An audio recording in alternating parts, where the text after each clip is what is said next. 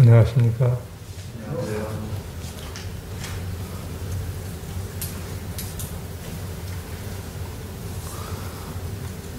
온전하지 못한 세상에서 온전은 하게 만드셨지만 사람이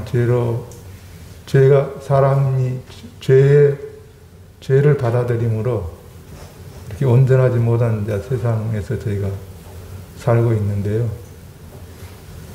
사람들이 아무리 애를 써도 하나님께서 거두어들이지 않으시면 우리 환경이 바뀌지 않을 것 같습니다. 그래서 주님 앞에 늘 우리를 불쌍히 여기셔서 좋은 환경에서 다 성도들이 모일 수 있도록 긍휼을 베풀어 주시라고 기도해야 될 것 같습니다. 고린도전서 15장입니다.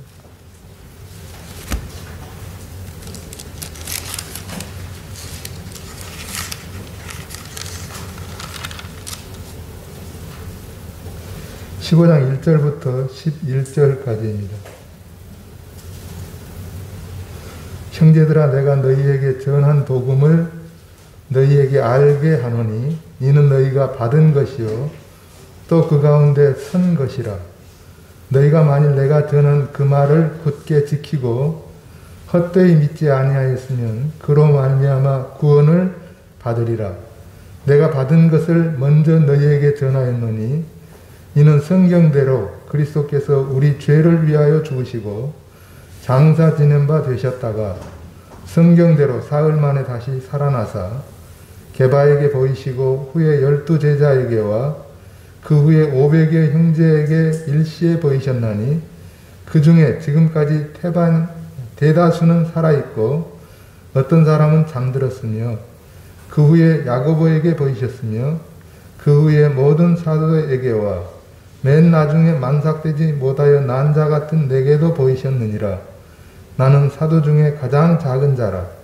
나는 하나님의 교회를 박해하였으므로 사도라 칭함받기를 감당하지 못할 자니라. 그러나 내가 나된 것은 하나님의 은혜로 된 것이니 내게 주신 그의 은혜가 헛되지 아니하여 내가 모든 사도보다 더 많이 수고하였으나 내가 한 것이 아니요 오직 나와 함께 하신 하나님의 은혜로라. 그러므로 나나 그들이나 이같이 전파하며 너희도 이같이 믿었느니라. 15장은 무슨 내용이라는 건 성도님들이 잘 아십니다. 저도 여러 번 이렇게 말씀 교제 나누는 그런 장이기도 하고요. 근데 읽으면서 이렇게 몇 가지 단어들에게 좀 마음이 갔습니다. 내가 너희에게 전한 복음은 선포되어지고 있다는 것입니다. 우리가 그 복음을 들었습니다. 근데 내가 너희에게 전한 복음을 알게 하노니 이렇게 얘기했습니다. 고린도 성도들은 지금 복음을 듣고 믿은 사람들입니다. 근데 그 성도들에게 복음을 듣고 믿을 때는 복음을 아니까 받아들인 것이고 믿은 것이잖아요. 근데 왜 알게 또 하기를 원했을까? 뭘 알게 하기를 원했을까? 알게 하노니 그래서 우리가 복음을 듣고 믿었는데 그때 복음을 알았는데 뭘 더 알기를 원할까? 이런 생각이 언뜻 들었습니다. 너희가 받은 것이요. 그렇지. 복음은 우리에게 전해졌고 나는 그 복음을 받았지. 그럼 복음이 뭔지를 아니까 받아들인 건데 그리고 그 가운데 선 것이라. 복음 가운데 서 있다. 근데 그 복음은 그로 말미암아 구원을 받으리라 이렇게 말했습니다. 다른 성경에 보면 구원을 받은 것인데 그것은 곧 너희가 내가 전한 복음을 헛되이 믿지 않고 바르게 믿었다면 구원을 받은 것이다. 이런 말씀입니다. 복음은 구원하는 복음이라는 것을 알 수가 있죠. 헛되이 믿는 것도 있고 그냥 적당히 믿은 사람들도 있겠죠. 그래서 전한 말씀을 말씀대로 순종하지 아니하고 또 그 가치를 모르고 그런 사람들이 있겠죠. 근데 하여튼 그것은 구원하는 복음이라는 것입니다. 내가 받은 것을 먼저 너에게 전했다. 이렇게 4절에, 3절에 그랬죠. 내가 받은 것. 복음 전도는요, 자기가 받지 못했는데 전할 수는 없잖아요. 믿은 사람이 그 복음을 전할 수 있는 거죠. 근데 먼저 너희에게 전했다. 이것은 뭘까요? 사도 바울은 복음을 그렇게 가치 있게 우선적인 것으로 여겼다는 그런 말이겠죠. 먼저 너희에게 전했다. 그거는 순서에 있어서 먼저라기보다는 가치에 있어서 먼저라는 의미이죠. 그래서 사도 바울은 복음을 소중하게 여겼기 때문에 그 가치에 있어서 귀중했기 때문에 고린도 사람들에게 먼저 복음을 전했다는 것을 알 수가 있습니다. 그것은 성경대로 그리스도께서 성경대로라고 말할 때 무슨 말일까요? 구약에 이미 예언되어져 있는 말씀을 따라서 그러면 약속되어진 복음이라는 거죠. 하나님이 약속하신 그 복음 그대로를 전했다는 거죠. 그것은 우리 죄를 위하여 죽으시고 장사 지낸 바 되었다가 사흘 만에 다시 살아나신 예수 그리스도를 전한 것이죠. 근데 그 예수 그리스도를 증거하는 사람들 면면을 볼 때 어떤 사람들일까요? 그들의 증언을 믿을만하게 받아들일 수 있을까요? 일반 사람들보다 더 훌륭하기 때문에 복음을 전하는 사람들이 더 뛰어나기 때문에 그래서 믿어진 것일까요? 아니죠. 복음 전도자들은 사실은 성경 고린도전서에 보면은 너희를 부르심을 보라 그래가지고 문벌 좋은 자가 뛰어난 자가 뭐 세상에서 강한 자가 없다. 또 많지 않다. 이렇게 말씀하시죠. 그래서 우리는 복음을 전해주는 그 사람의 면면을 보고 예수 그리스도를 믿은 것이 아니라 그들이 전하는 예수 그리스도가 어떤 분인지를 알게 되었기 때문에 믿은 것이라는 것을 알 수가 있죠. 그래서 여기에 보면 그들이 어떤 사람들인지 이렇게 나와 있습니다. 예수님의 부활을 증거한 증인들. 물론 훌륭한 분들입니다만은 그러나 세상에서는 내놓을 만한 그런 존재들은 아니죠. 그들이 복음을 전할 때 그들이 전한 그 복음 때문에 믿은 것이 아니고 갈라디아 교회 성도들이 그랬죠. 바울이 뛰어난 분이기 때문에 받은 게 아니라는 거예요. 그들이 볼 때는 걸려 넘어질 만한 그런 조건을 바울이 다 가지고 있었어요. 바울은 병이 있었고요. 말에 좀 둔했고요. 또 약했습니다. 그래서 갈라디아 성도들이 자기 눈이라도 빼어서 내주고 싶은 그런 생각이 들 정도로 연약함이 있었습니다. 그런데 그가 전한 복음은 그의 것이 아니었잖아요. 하나님께서 그에게 전하라고 주신 것이었잖아요. 사람으로부터 난 것도 아니요. 그렇게 말씀하시죠. 배운 것도 아니요. 하나님께서 주신 것이라고 그랬잖아요. 그래서 하나님께서 주신 것이기 때문에 그가 복음을 전할 때 어땠습니까? 사람의 말의 지혜로 설득으로 믿게 만든 것이 아니고 성령님께서 역사하셔서 믿음을 고백하도록 하신 것이죠. 그래서 내게 복음을 전해준 사람의 됨됨이가 중요한 것은 사실입니다마는, 그것을 성경은 가르치고 있습니다마는, 그러기 때문에 믿게 된 것이 아니라 그것이 하나님께로부터 온 하나님의 계획과 하나님의 역사와 하나님의 행하심에 의해서 이루어진 일임을 알기 때문에 제가 받아들인 것이죠. 그리고 믿은 것이죠. 그리고 그 위에 선 것이죠. 우리가 그러합니까? 나는 누구의 말을 듣고 믿었어. 그건 틀린 말은 아닙니다. 그러나 내가 그의 말을 듣고 그가 전한 그분이 어떤 분인지를 알고 믿었다는 것이다. 요한복음 4장에 보면 사마리아 사람들이 그러했죠.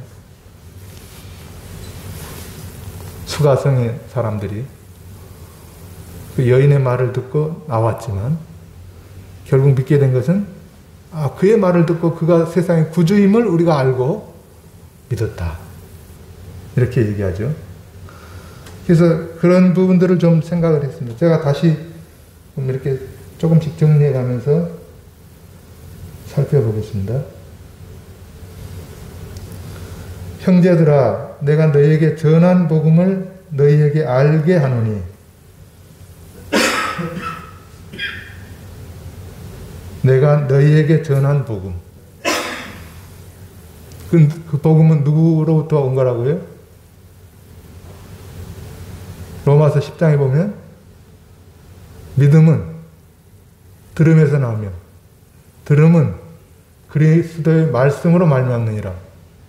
근데 들으려고 한다면 누군가가 그를 보내서 전해줘야 된다는 거죠. 누군가가 그를 보냈다는 거죠. 그 누군가는 하나님으로부터 그것을 듣고 전했다는 거죠. 그래서 우리의 복음은 사도 바울께서 이렇게 얘기하는 거예요. 내가 전한 것, 내 복음 이렇게 말씀하셨지만 그는 나로부터 난 것이 아니고 하나님의 계시에 의해서 내게 주어진 복음이다. 그리고 나를 충성되게 여겨서 내게 직분을 맡기신 그분의 복음이다. 이것을 말씀하십니다. 고린도 교회 성도들이 받아들인 그 복음은 하나님께서 나에게 맡기셔서 나로 하여금 전하도록 하신 하나님의 복음이다. 이걸 말씀하신 거죠. 이게 분명히 세워지지 않으면 안 되죠. 그것이 잘못 세워지면은 이단이 생기고 그렇게 되잖아요. 이것은 하나님으로부터 온 복음입니다. 사도 바울이 그래서 이렇게 말씀했어요.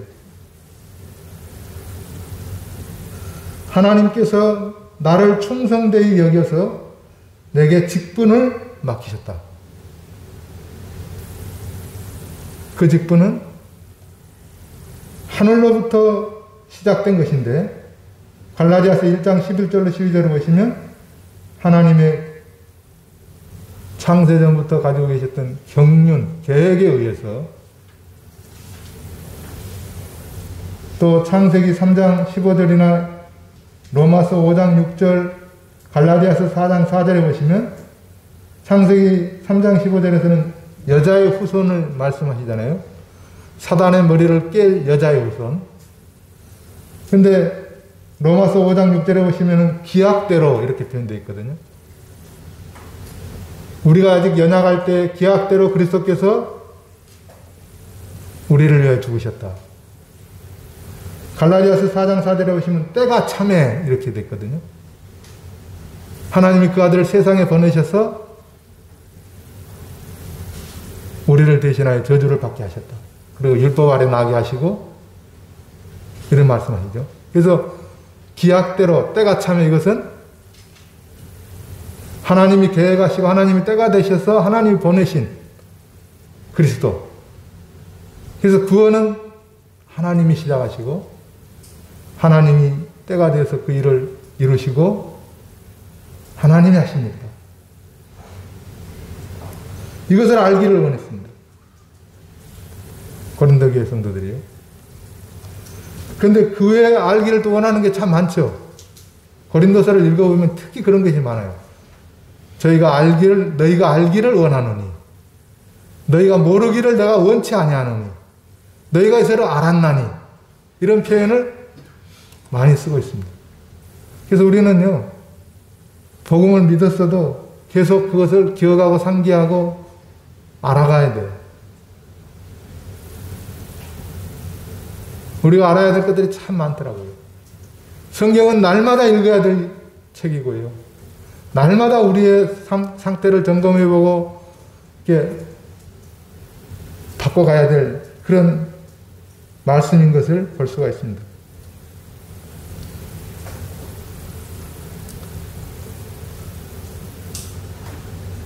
너희가 받았다.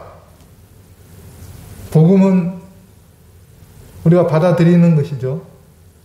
그것을 뭐라고 그랬습니까? 요한복음 1장 12절에서는 영접한다.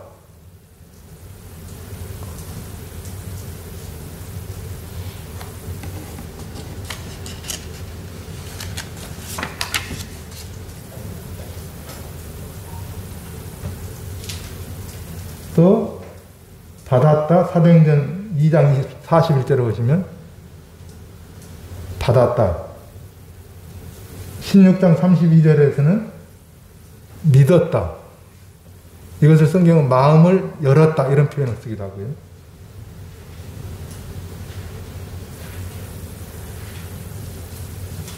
그리고 골로새서 1장 6절에 보시면 은혜를 깨달은 날부터 깨달았다. 요한복음 3장 36절 같은 경우는 순종했다. 이게 복음을 받아들일 때 우리의 마음의 상태들을 말씀하신 것입니다.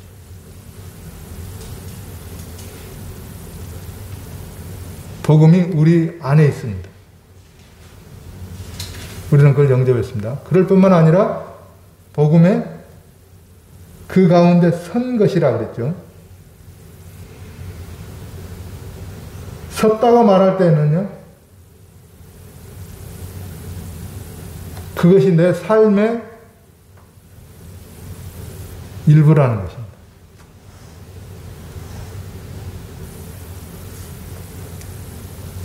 이 빌립보서에 보시면 복음에 참여했다. 복음에 함께 복음으로 교제했다. 또 복음에 합당한 삶을 산다. 이런 표현을 썼습니다. 빌립보 교회 성도들은 사도 바울이 복음을 전하는 일에 물질로 공급해준 그런 일을 적어도 4번 이상은 했죠. 그런데 그런 삶을 일컬을 때 복음에 참여했다. 또 복음에 교제했다. 복음에 합당한 삶을 살았다. 이런 표현들을 썼거든요.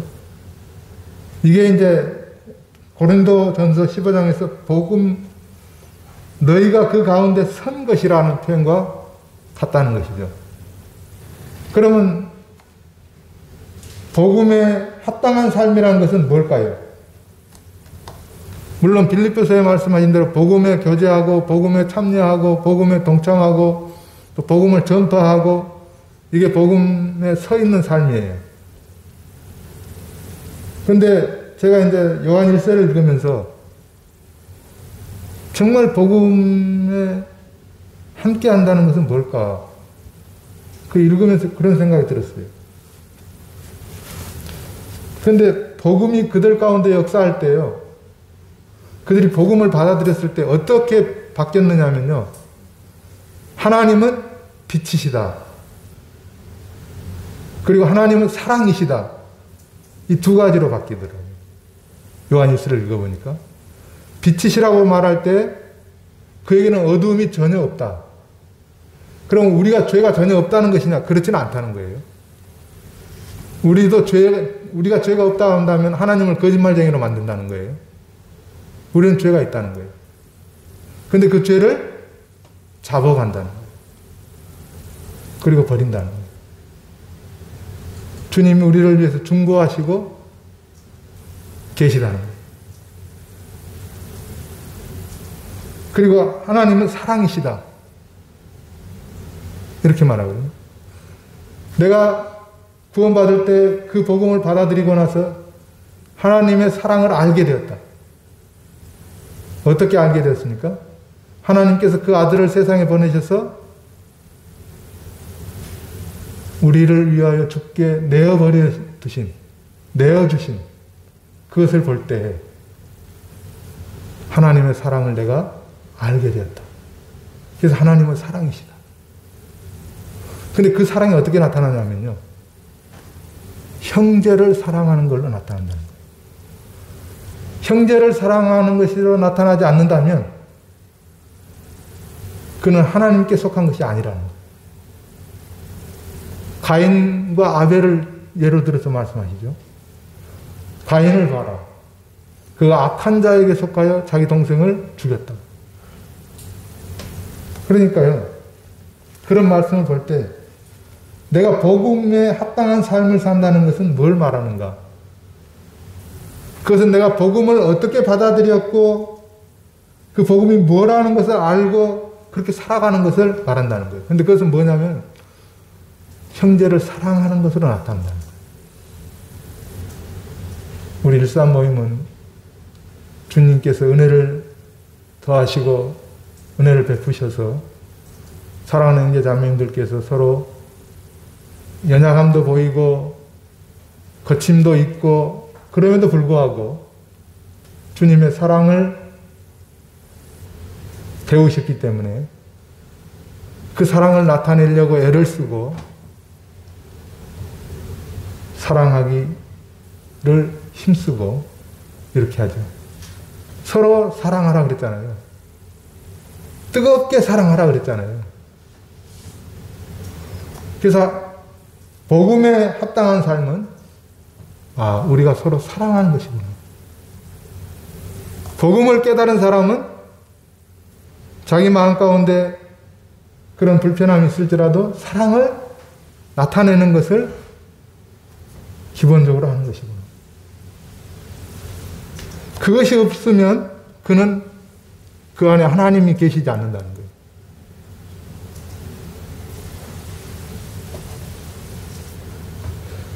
그래서 복음을 그렇지.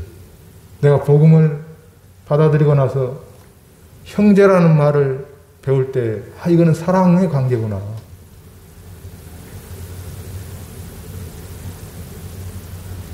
그것이 없는 사람은 악한 자에게 속했구나. 그 악한 자는 사단을 말하잖아요. 그러면서 말씀을 또 생각이 났어요. 복음에 합당한 삶은 또 뭘까? 그거는 용서하는 거예요.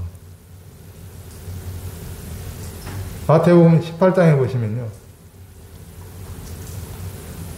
두 빚진 사람이 나오죠. 한 사람은 1만 달란트 빚졌습니다. 그에게는 갚을 능력이 없었어요. 그런데 주인이 불러가지고 빚을 갚으라 그러니까 참아주십시오. 제가 갚겠습니다. 이랬단 말이에요. 그건 진짜 말이 안 되는 얘기예요. 주인이 모르고 그냥 넘어간 건 아닐 것 같아요. 다 알아요. 근데 그 주인이 탕감해 줬어요. 얼마를 탕감해 줬을까요? 아이고, 반절만 그래도 그러면 갚게. 내가 조금 시간 여유를 주겠네. 이렇게 했을까요? 1만 달란트 전부를 탕감해 줬어요. 이게 복음 아닙니까? 우리에게 전해진. 우리의 일부를 갚으신 게 아니고요. 전부를 갚으셨잖아요. 완전히 해결하셨잖아요. 그러면 그것을 그가 맛보았으면 나가서 100데나리온 빚진 사람은 동료라고 그랬거든요. 여기. 만났을 때 아이고 자네 잘 만났네. 나는 너무나 큰 은혜를 입었어. 전부 탕감 받았네. 그러니까 당신 나한테 100데나리온 빚졌는데 내가 없는 걸로 하겠네. 이렇게 해야 정상이잖아요. 그게 은혜를 입은 사람의 모습이잖아요. 근데 그렇게 안 한 거예요.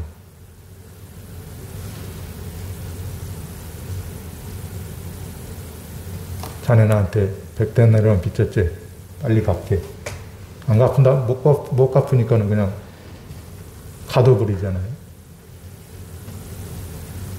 그래서 이것을 보면서 너희도 이와 같이 용서하라 이런 말씀을 하시잖아요. 그래서 우리가 용서하는 것이 복음을 받아들인 사람이 그 복음에 합당하게 사는 삶이구나.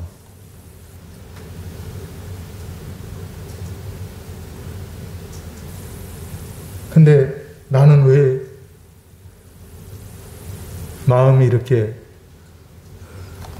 덮어놓은 접시처럼 소갈머리가 없어가지고 그렇게 좀 빈약할까?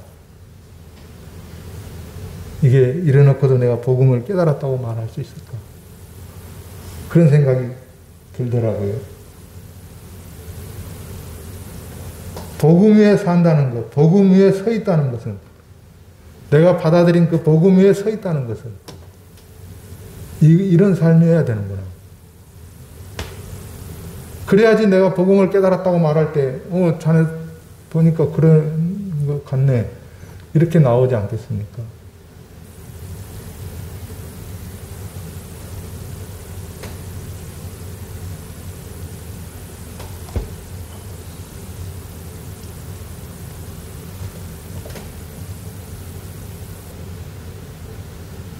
또 한 가지 생각해 본 거는요.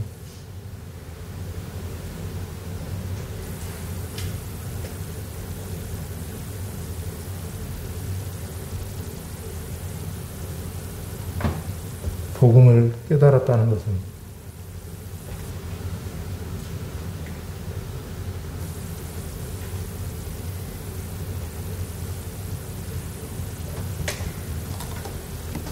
우리 마음이 성도들을 향해서 이렇게 넓어지는 것이라는 것을 생각했습니다. 그것이 죄를 받아들이고 용납하는 그런 것은 아니죠.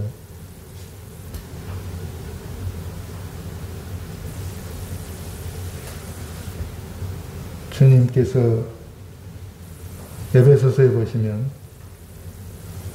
우리를 용납하신, 또 받아들이신 그 부분을 말씀하실 때 아들의 피로 거룩하게 해서 흠이 없는 자로 삼으시고 우리를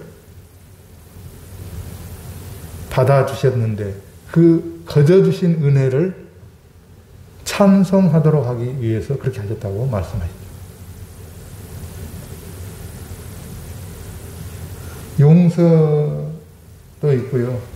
그것보다도 좀 더 뛰어넘는 것들은 이렇게 용납함이라고 생각합니다. 우리는 불완전한 자들이잖아요. 거침이 있죠. 율법은 그 모든 것들을 이렇게 정죄로 나타내죠. 법은 원래 그렇잖아요. 은혜는 그 모든 것들을 용납함으로 나타내죠. 근데 용납하는 것은요, 더 많은 힘이 들고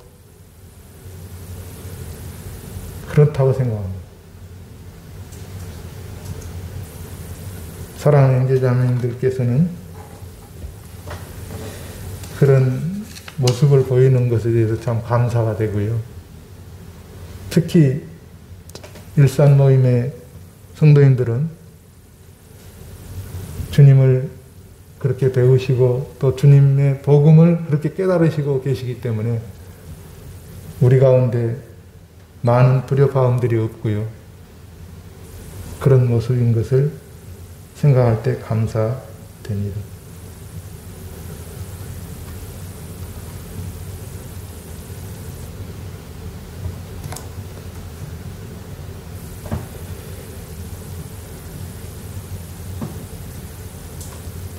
복음의 증인들 혹은 부활의 증인들 이렇게 말씀하실 때 5절부터 보시면 복음은 뭐라는 것이 그 앞절에 다 나와 있죠.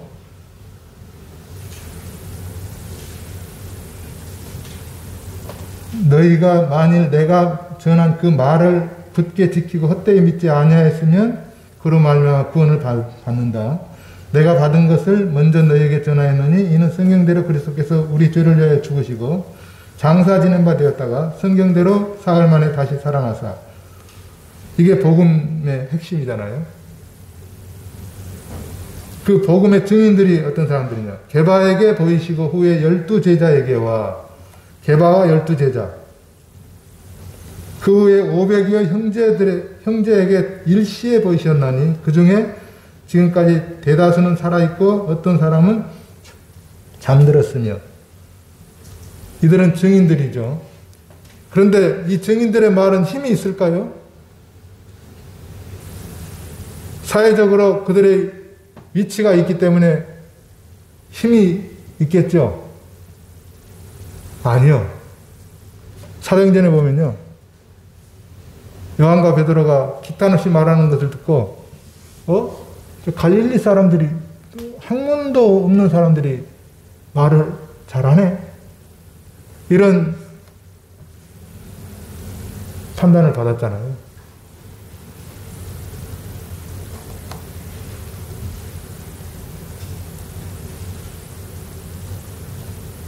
복음은 이렇게 위대한 사람들이 전하지 않더라고요. 진도에 어떤 형제님이, 선교사 형제님이 오시면서 어떤 부자를 만났대요. 교제하는, 얘기를 나누다가. 근데 그 사람은 굉장히 이렇게 유지해요. 그의 말이 힘이 있는 그런 부자예요. 그래서 저는 가만히 생각했어요. 주님이 그 사람 구원해가지고 우리 진도에 영혼들을 구원하면 얼마나 좋을까.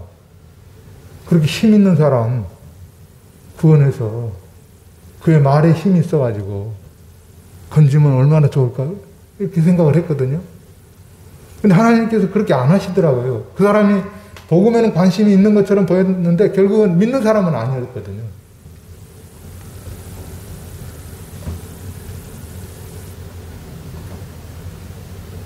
우리 중에 그런 이들이 없더라고요. 성경을 보면 그 장군, 문둥병에 걸렸던 장군 나오죠. 나아만. 누가 복음 전했죠? 작은 계집아이. 누구 말을 듣고 가죠?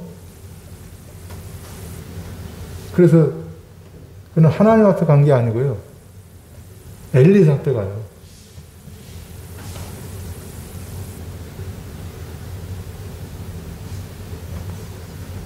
여러분이 복음을 들은 것은 누구를 통해서입니까?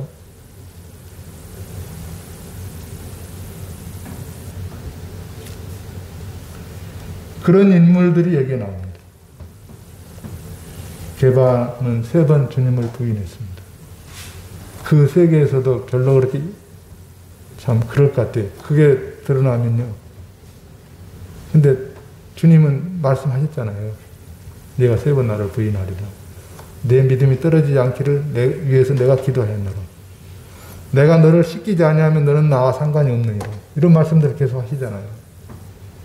우리는 늘 주님의 말씀과는 이렇게 조금 어긋나가는 그런 생각들을 하고 살 때가 많거든요.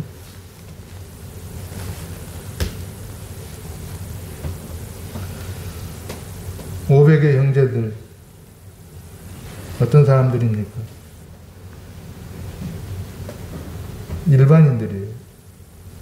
지금까지 대다수는 살아있고 어떤 사람들은 잠들었으며 이렇게 말하잖아요. 야고보는 예수님의 육신의 형제죠. 주님을 보고도 믿지 못한 사람들입니다. 같이 생활했음에도 그분의 부활하심을 통해서 그의 마음이 바뀌고 주님에게로 돌아온 사람이죠. 모든 사도에게와 맨 나중에 만삭되지 못하여 난 자 같은 내게도 오셨느니라. 사도 바울이 이렇게 말해요. 근데 그들이 전한 복음은 위대한 것이었습니다.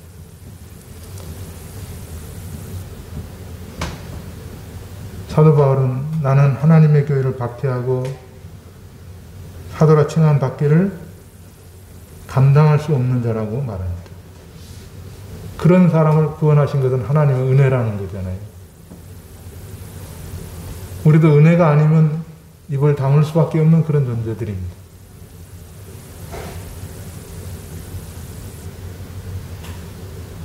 나의 나된 것. 그것은 실로 은혜입니다. 그래서 11절에 이렇게 결론을 내요. 그러므로 나나 그들이나 이같이 전파하며 너희도 이같이 믿었느니라.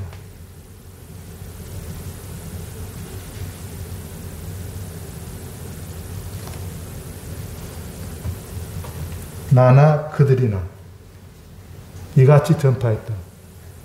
그럼 바울이 깨달은 복음, 그리고 예수님을 따라다니면서 사도로 부름을 받고 그 예수님을 전하는 12사도의 복음, 그 다음에 믿지 못하다가 믿은 야고보가 깨달은 복음,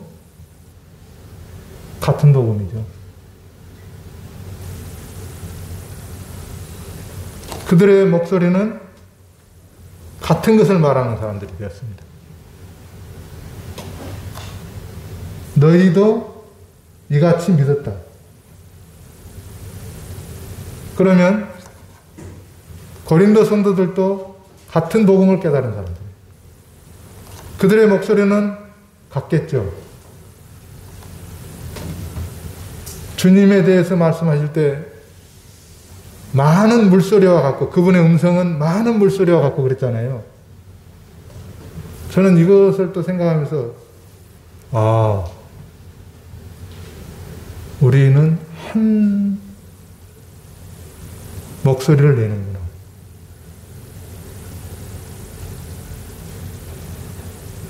많은 물소리와 같을지라도 그것은 한 목소리구나.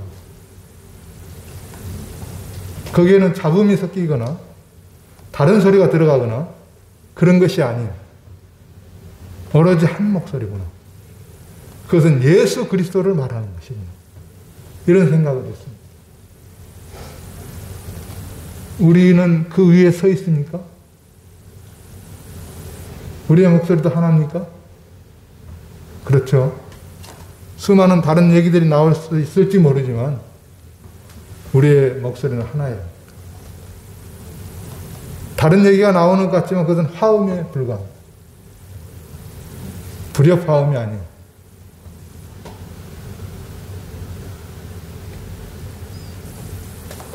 고린도전서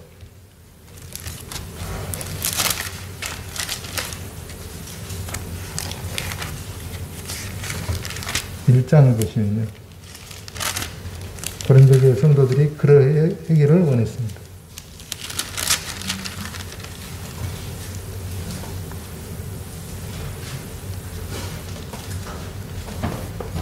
1장 10절 형제들아 내가 우리 주 예수 그리스도의 이름으로 너희를 권하노니 모두가 같은 말을 하고 너희 가운데 분쟁이 없이 같은 마음과 같은 뜻으로 온전히 하라.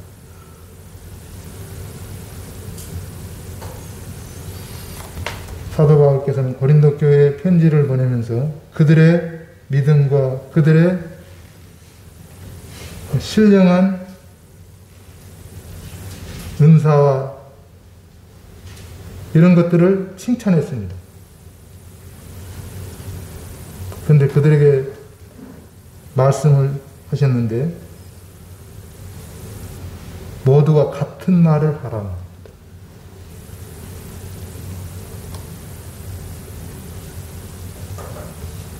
고린도전서 15장 11절 말씀 읽을 때 우리가 같은 말을 한다는 것은 이런 것이구나. 이 사람 말을 하면 수많은 분열들이 일어나요. 벌써 고린도 교회는 분열이 4개로 나눠져 있잖아요. 나는 누구에게, 나는 누구에게, 나는 누구에게. 이 약간씩 다른 목소리들을 내버린 거거든요. 근데 우리는 한 복음을 깨달은 것입니다. 그리고 한 복음을 말합니다.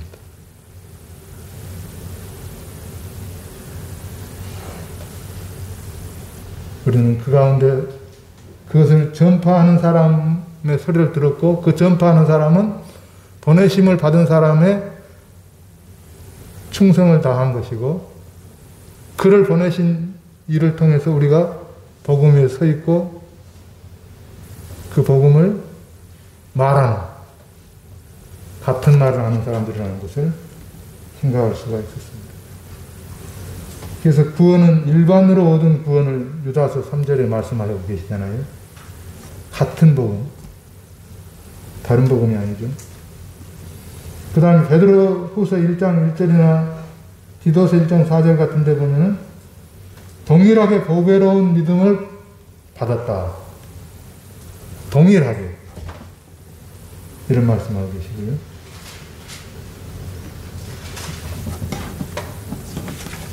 그래서 제가 말씀을 읽으면서 왜 복음을 알고 믿었는데 그들에게 또 알게 하기를 원했을까?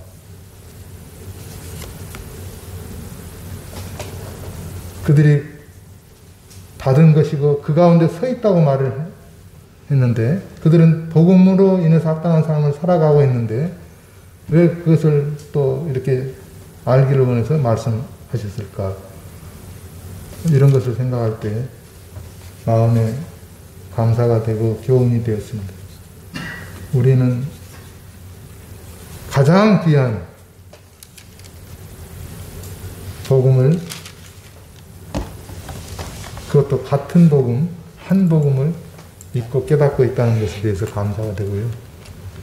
우리의 목소리도 이처럼 한 분으로 이렇게 화음처럼 많은 물소리와 같다 그랬지만 그것은 한 분을 얘기하는 화음의 의미라는 생각을 가지게 되고요. 사랑하는 이장님들이 그 안에서 굳게 서고 복음에 합당한 삶을 살게 되기를 원하는 마음이 있어서 교제 나눴습니다. 감사합니다.